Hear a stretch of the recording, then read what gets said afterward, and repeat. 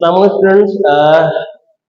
आज जो टॉपिक हम स्टडी करने वाले हैं उसका नाम है आपके पास combination of resistors, power dissipation and electromotive force. जैसा कि आप लोगों को बता देना चाहता हूं कि इससे प्रीवियस हमने जो टॉपिक पढ़े थे वो लास्ट टाइम हमने स्टडी कर लिए। अब जिन टॉपिक को हम स्टडी करने वाले हैं उसमें रेजिस्टर्स की कॉम्बिनेशन के बारे में स्टडी करेंगे। और जो नेक्स्ट हमारा जो टॉपिक होगा पावर डिसिपेशन, किस तरह से हम पावर के डिसिपेशन के बारे में स्टडी करेंगे, जो हमारे पास लास्ट इस चैप्टर का जो टॉपिक है जिसका नाम है इलेक्ट्रोमोटिव फोर्स। अब आपको ये बता देना चाहता हूं कि कॉम्बिनेशन ऑफ रेजिस्टर, अब रेजिस्टर की कॉम्बिनेशन को स्टडी करेंगे तो इसमें ये बता दिया जाता है कि जब आप दो या दो से ज्यादा रेजिस्टर को आपस में कनेक्ट करते हो वन आफ्टर अनदर, मतलब के एक रेजिस्टर कनेक्ट किया, उसी के नेक्स्ट टर्मिनल से दूसरा रेजिस्टर, उसके नेक्स्ट टर्मिनल से तीसरा रेजिस्टर कनेक्ट किया। जब आप ये रेजिस्टर सीरीज में कनेक्ट करेंगे तो आपके पास यहाँ पर कह सकते हैं ये जिस तरह से कॉम्बिनेशन बनी हुई है इसको तो वैसे हम सीरीज कॉम्बिनेशन कहते हैं। अब ऐसा होगा कि जब सीरीज कॉम्बिनेशन की स्टडी करते हैं तो आपके पास जब बैटरी में से कोई करंट निकल कर आता है, जब ये बैटरी से करंट प्रोड्यूस होता है बैटरी के पॉजिटिव टर्मिनल से, और यही करंट जब गुजरता है R1, R2, R3, इन तमाम रेजिस्टर में से सेम करंट पास होता है, क्योंकि करंट को गुजरने के लिए एक ही पाथ प्रोवाइड है। हाँ, जब करंट जब इस रेजिस्टर में से पास होगा तो कुछ ना कुछ एनर्जी लॉस करेगा पर कूलम। ये कह सकते हैं कि इधर जो वोल्टेज होगा इस रेजिस्टर पे उसको हम V1 का नाम देंगे, इधर हम इस वाले को हम V2 का नाम देंगे और इधर हम इसका नाम देंगे V3। इसका मतलब है कि अगर यूं देखा जाए कि ये जितने भी रेजिस्टर है, सपोज करें कि ये अगर आपके पास 12 वोल्ट है, 12 वोल्ट है तो 12 वोल्ट में से इसके लिए हमारे पास 6 वोल्ट है, 6 वोल्टेज हमारा यहाँ पर यूज होगा, 4 वोल्ट यहाँ पर यूज होगा एंड 2 वोल्ट यहाँ पर यूज होगा। ऐसा भी कर सकते हैं 2 वोल्ट यहाँ पर और 4 वोल्ट इस जगह पर। तो अगर इन तीनों वोल्टेज को सम करें, इन तीनों वोल्टेज को सम करें तो इसका आंसर 12 वोल्ट आएगा। तो इसका मतलब है कि करंट चार्जेस को पास होने के लिए सेम पाथ मिला हुआ है, बट वोल्टेज जो है हर रेजिस्टर में डिवाइड हो जाएगा या डिस्ट्रीब्यूट हो जाएगा या तो शेयर हो जाएगा। तो हम कह सकते हैं कि हर रेजिस्टर में से सेम करंट पास होता है। तो हम कह सकते हैं कि टोटल करंट I जितना होगा R1 में से भी उतना करंट होगा, R2 में से भी उतना करंट होगा, R3 में से भी उतना ही करंट पास होगा। बट जो टोटल पोटेंशियल डिफरेंस बैटरी का जो होगा वो sum of potential difference across each resistor, जितने भी पोटेंशियल डिफरेंस है उनको तमाम, जितने भी रेजिस्टर का जो पोटेंशियल डिफरेंस है उन्हें तमाम को एक करोगे तो टोटल पोटेंशियल डिफरेंस मिलेगा। दैट्स व्हाई V इक्विवेलेंट बराबर है, मतलब टोटल जो वोल्टेज बराबर है 12 volt and that is equal to V1 plus V2 plus V3। तो आप इन तीनों को जमा कर देंगे तो इसका आंसर सेम है।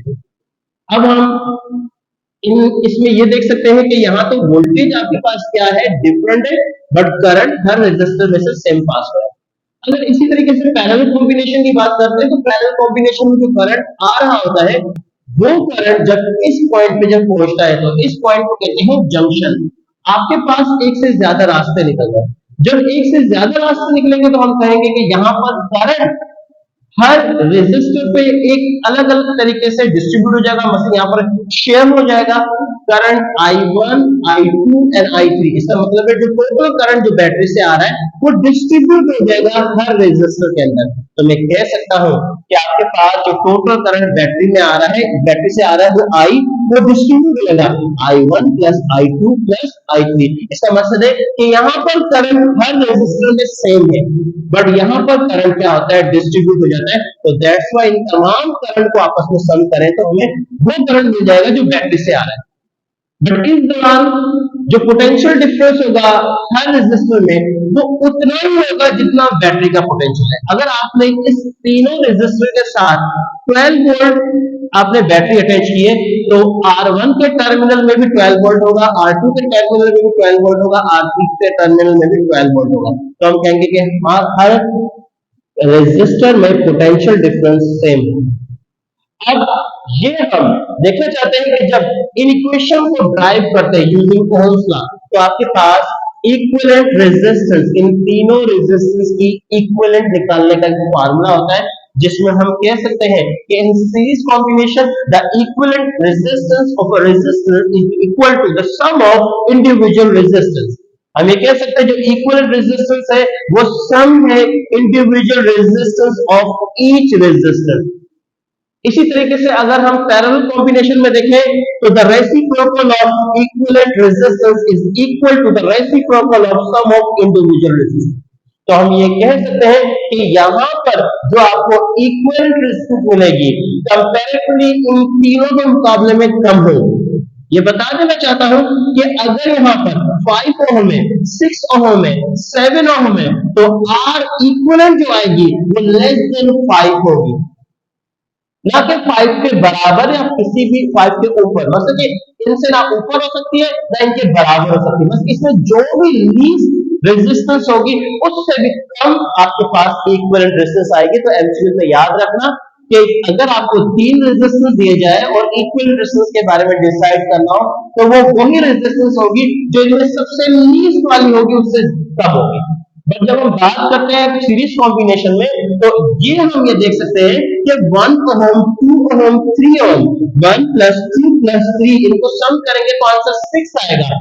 6 जो है इन तीनों के रेजिस्टेंस से ज्यादा होगा अगर इनमें से किसी ना, ये जो इक्विवेलेंट रेजिस्टेंस है इसका मतलब है इक्विवेलेंट रेजिस्टेंस ना किसी भी रेजिस्टेंस के बराबर नहीं होगी, या हमेशा इनमें से जो बड़ी से बड़ी रेजिस्टेंस होगी हमेशा इक्विवेलेंट उससे भी ज्यादा बड़ी होगी, उससे भी ज्यादा होगी। ये बता देना चाहता हूं कि इसमें जो हाईएस्ट रेजिस्टेंस होगी हमेशा इक्विवेलेंट रेजिस्टेंस उससे ग्रेटर होगी, और इसमें जो सबसे लीस्ट रेजिस्टेंस होगी इसकी जो इक्विवेलेंट रेजिस्टेंस है उससे भी लीस्ट आएगी। तो हम कहेंगे कि इसमें इक्विवेलेंट रेजिस्टेंस आपके पास इंक्रीज होती है, यहाँ पर डिक्रीज होती है। कह सकते हैं कि equivalent resistance always greater than the resistance of each resistor. Similarly equivalent resistance is always less than the resistance of आपके पास ये कह सकते हैं ईच रेजिस्टेंस।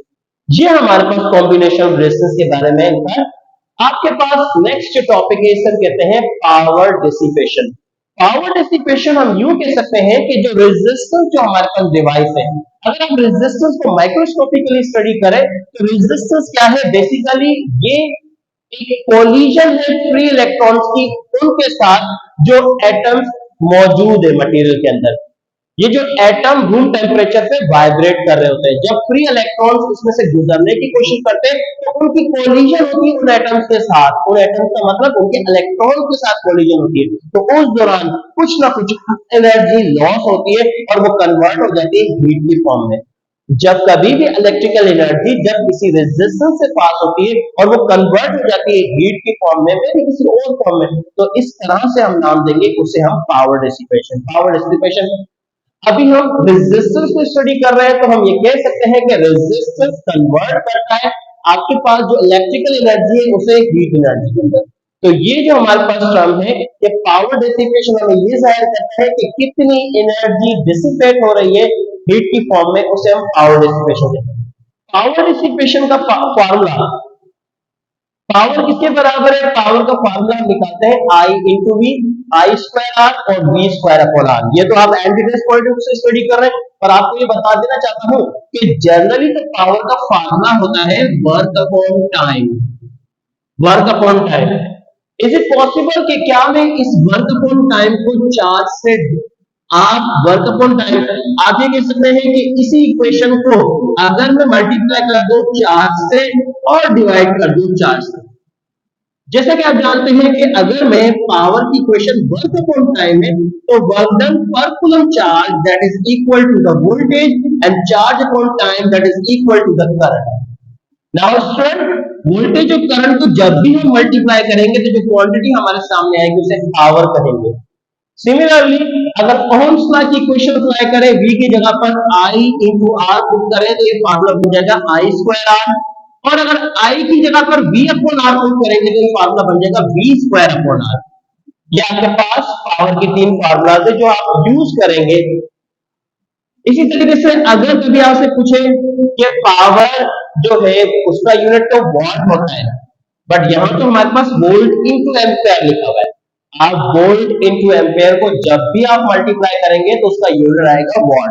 एंटीटेस में आपसे सामने लिखा होगा wherever volt is multiplied by ampere the unit will be watt. If the unit whenever ampere square is multiplied by ohm the unit is also watt.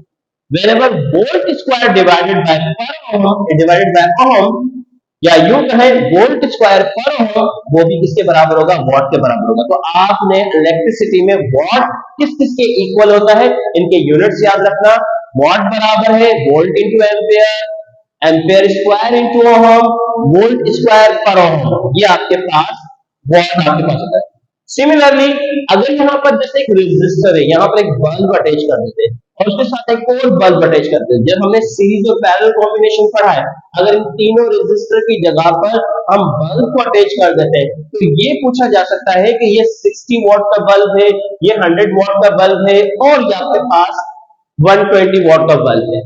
इसमें से पूछा जाए कि किसकी रेजिस्टेंस ज्यादा है या कौन ज्यादा पावर लेगा, इनसे कौन किसकी रेजिस्टेंस ज्यादा है। तो अगर मैं कहूं कि अगर ये तमाम बल्ब सीरीज में कनेक्टेड है तो उनमें रेजिस्टेंस सबसे ज्यादा किसकी होगी, जिसका पावर सबसे ज्यादा होगा।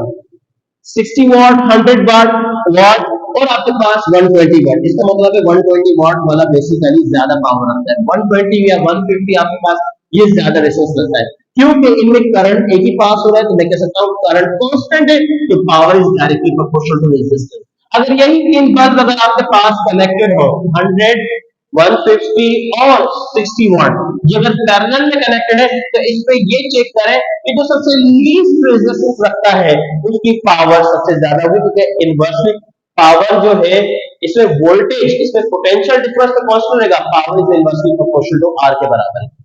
अब आपको ये बता देना चाहता हूं कि आप लोगों ने एक यूनिट पढ़ा होगा जिसे हम कहते हैं kilowatt hour. Kilowatt hour basically ये यूनिट है इलेक्ट्रिकल एनर्जी का। यूजुअली इसे हम यूज करते हैं जो हमारे घरों में बिल के साथ जो यूनिट आते हैं उनके लिए हम यूज करते हैं किलो वॉट आवर। अगर हम कहते हैं कि हमने 1 यूनिट एनर्जी यूज की तो इसका मतलब है कि आपने 1 किलो वाट एनर्जी यूज कर ली, 1 kilowatt hour energy use कर ली। अगर आपने आपके 100 यूनिट यूज हो चुके तो आपने 100 किलोवाट आवर एनर्जी यूज कर ली।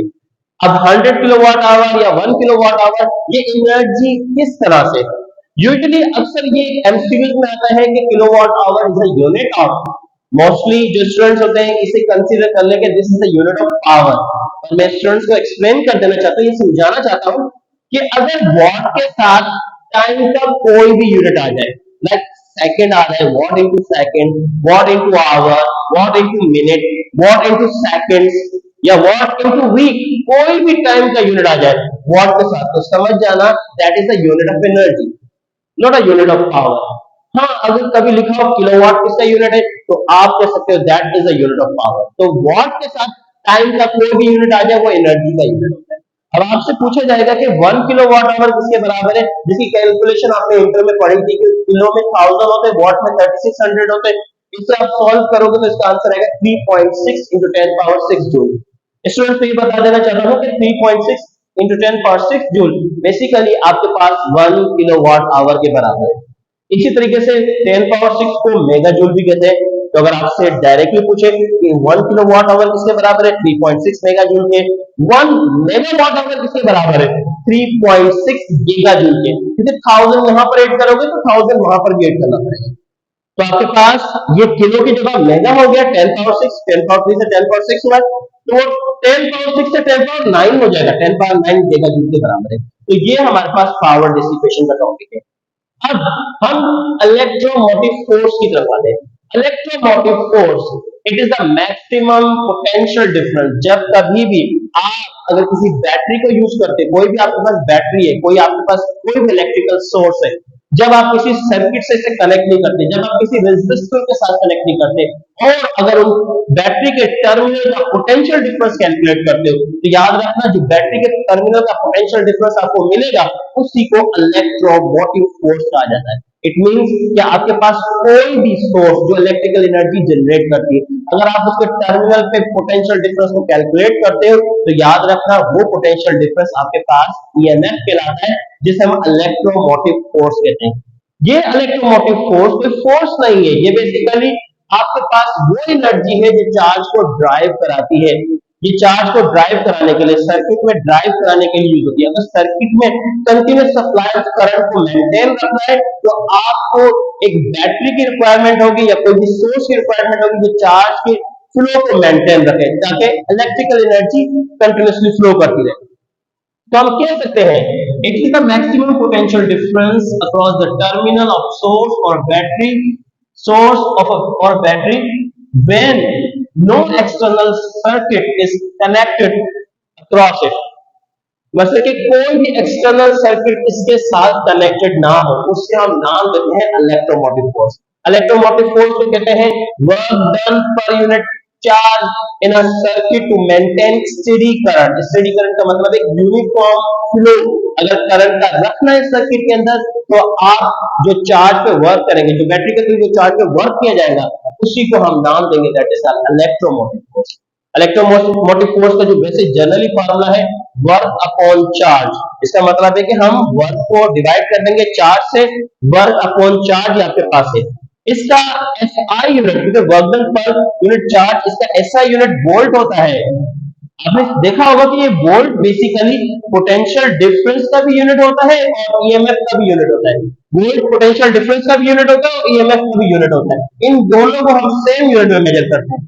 अब आप ये कंसीडर कर सकते हैं कि आपके पास ये जो ईएमएफ है ये किन किन चीजों से ड्रॉ हो सकता है। ये बता सकता हूं कि ईएमएफ हमेशा बनाया जाता है या पैदा होता है या क्रिएट होता है, ये बता दूं। आपके पास इसके लिए सोर्स होनी चाहिए बैटरी, सेल, जनरेटर, थर्मोकपल, ऐसी डिवाइसेस जो आपके पास इलेक्ट्रिकल एनर्जी को प्रोड्यूस करती है। इलेक्ट्रिकल एनर्जी को प्रोड्यूस करती है वो डिवाइसेस जो इलेक्ट्रिकल एनर्जी जनरेट करती है उसे हम नाम देते हैं as a source of EMF.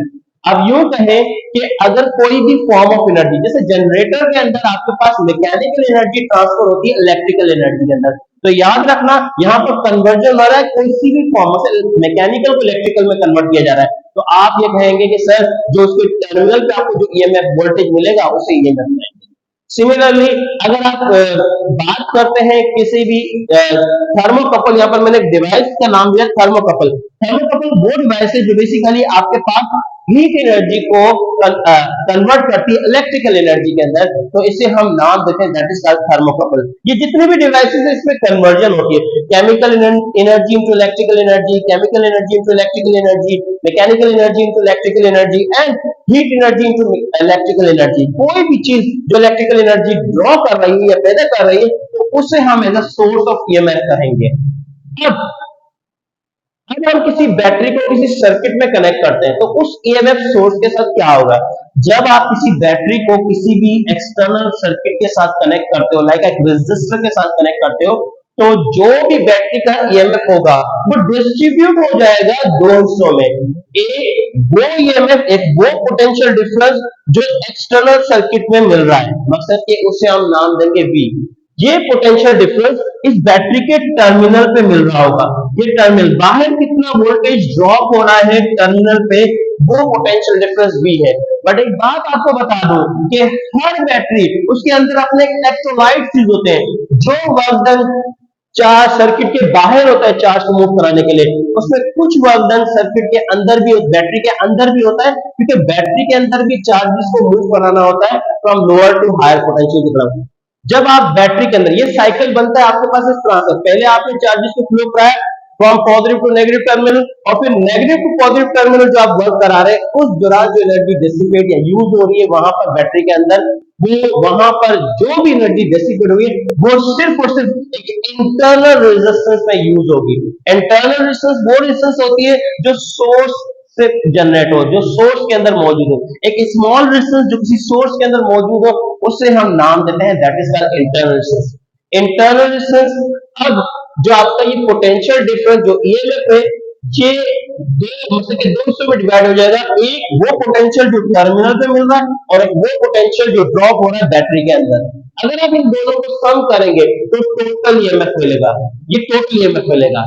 अगर आप यहां से टर्मिनल पे जो बाहर पोटेंशियल ड्रॉप हो रहा है अगर वो कैलकुलेट करना चाहते हो तो ये आई आर यहाँ प्लस कर रहा है, इधर आकर क्या करेगा माइनस। तो ये इक्वेशन बनी है V is equal to EMF minus IR। इसका मकसद है कि आपके पास इलेक्ट्रिकल एनर्जी यूज हो रही है बाहर, किसी न किसी बल्ब को, रेजिस्टर को देने के लिए एनर्जी। बट अगर ऐसी कंडीशन हो जाए कि अगर कोई बैटरी डिस्चार्ज हो चुकी है, अगर मुझे उसको चार्ज करना है, तो मैं इसको यहां से टर्मिनल से रिमूव करके कोई चार्जिंग डिवाइस से कनेक्ट करूंगा, तो ये होगा कि आपके पास जो ईएमएफ होगा, ईएमएफ उसके साथ हमें आईआर की वैल्यू को ऐड करना होगा, क्योंकि हमें इलेक्ट्रिकल एनर्जी इसको देनी है, इसको चार्ज कराना है। तो V की वैल्यू किसके बराबर होगी? EMF plus IR. इस इक्वेशन के मुताबिक चार्जिंग की सूरत में इंटरनल आई आर प्लस होता है और डिस्चार्जिंग की सूरत में आई आर माइनस होता है। इसका मतलब है कि अगर बैटरी से कोई बल्ब फ्लो हो रहा है तो बाहर कितना वोल्टेज यूज हो रहा है, तो आप रखेंगे ईएमएफ माइनस आई आर। अगर किसी बैटरी को चार्ज करना है तो वहां पर आप वोल्टेज लिखेंगे ईएमएफ प्लस आई आर। तो ये इक्वेशन याद रखना। इस तरह से आपको पता चला कि बी हमेशा लेस देन होता है ई से। ये पॉइंट कब होगा? जब डिस्चार्ज कंडीशन, क्योंकि जब आप माइनस करोगे आई आर को तो V की वैल्यू कम हो जाएगी, और इस सिचुएशन में B हमेशा ग्रेटर देन होगा E के। ये आपके पास इस कंडीशन में हम ये हमारे पास यूज होगा, क्योंकि EMF प्लस IR जब इस प्लस करेंगे तो V हमेशा ग्रेटर आएगा। तो इसका मतलब है बैटरी को चार्ज करना है तो आपने नॉर्मली जो आपने सोर्स से कनेक्ट करनी है, 12 वोल्ट बैटरी को चार्ज करना है, तो आपने उसे 12 वोल्ट नहीं, 12 वोल्ट से ऊपर की बैटरी का सोर्स कनेक्ट करनी पड़ेगी, मे बी 13, 14, 15 या 16 वोल्ट से ऊपर की, ताकि वो आपकी बैटरी चार्ज हो सके। तो ये कंडीशन याद रखना कि आपके पास एक ऐसी कंडीशन है जहां पर V और E आपस में बराबर होंगे। वो कब आएगी कंडीशन? जब आप एक्सटर्नल सर्किट को बिल्कुल रिमूव कर दें, मतलब कि आप इस सर्किट को रिमूव कर दें और बैटरी को लेकर बाहर लेकर आ जाए। अगर आप किसी बैटरी को अलग कर दें, आप किसी सेल को अलग कर दें, तो फिर उसके टर्मिनल पे जो वोल्टेज मिलेगा, याद रखना वो वोल्टेज एग्जैक्टली बैटरी का ईएमएफ बताएगा। और यही आपके पास डेफिनेशन लिखी, it is the maximum potential difference of source or battery when no external circuit is connected to its end या टर्मिनल। तो ये आपके पास डेफिनेशन। ये कंडीशन कब आती है? ये ओपन सर्किट। ओपन सर्किट का मतलब है just we are talking about a battery, a source, when no current is on. Open circuit की डेफिनेशन ऐसे वो है, ओपन सर्किट का मकसद है कि वो सर्किट जिसमें करंट फ्लो ना करे। तो हम ये कह सकते हैं कि इसमें करंट आई फ्लो नहीं करता, इसमें आपके पास आई जो होगा वो जीरो होगा। अब हमें इस सर्किट में जो करंट फ्लो कर रहा है, इस सर्किट में करंट फ्लो कर रहा है, नॉर्मली अगर आप देखें तो एक्सटर्नल सर्किट के जो रेजिस्टेंस है और इंटरनल रेजिस्टेंस जो है, ये दोनों के दोनों सीरीज कॉम्बिनेशन है, ये पैरेलल कॉम्बिनेशन में नहीं है। सच इसको फिगर में क्यों लग रहा होगा कि पैरेलल कॉम्बिनेशन, बट इसका कैसे पता चलेगा? जब करंट को एक ही पाथ मिलेगा तो हम कहेंगे ये दोनों सर्किट आपके पास क्या है, that is a series combination. तो इसमें टोटल करंट कैसे निकालेंगे? बैटरी के ईएमएफ को डिवाइड कर देंगे आर प्लस आर से, capital R plus small R से, क्योंकि ये दोनों के दोनों सीरीज है, सीरीज में रेजिस्टेंस आपस में क्या होती है? सम होती है। तो दैट्स व्हाई हमारे पास यहाँ पर आर प्लस आर देंगे। अब इसी तरीके से अगर हमें इंटरनल रेजिस्टेंस निकालनी है तो इंटरनल रेजिस्टेंस में आर प्लस आर यहाँ मल्टीप्लाई कर रहा होगा, यहाँ डिवाइड कर रहा वहां जाकर मल्टीप्लाई करेगा, और आई यहाँ पर आकर डिवाइड करेगा। इक्वेशन बनेगी E upon I, E upon R I. R जो वैल्यू वहां प्लस करेगी, इधर आकर क्या करेगी? माइनस करेगी। तो ये हमारे पास इसके थ्योरेटिकल कॉन्सेप्ट है जो मैंने आपको यहाँ पर दिए anti test point of view से। अब इसके बाद कुछ एमसीक्यूज है, तो मैं नेक्स्ट लेक्चर में कोशिश करूंगा कि इनके एमसीक्यूज भी मैं आपको करवा दूं। तो इस हिसाब से आपके पास ये 13 चैप्टर के लास्ट टॉपिक था जिसमें मैंने आपको इलेक्ट्रोमोटिव फोर्स के बारे में बताया। तो ये हमारे पास कंडीशन है। अच्छा स्टूडेंट, यहाँ पर हम एंड करते हैं। ओके, अल्लाह हाफिज।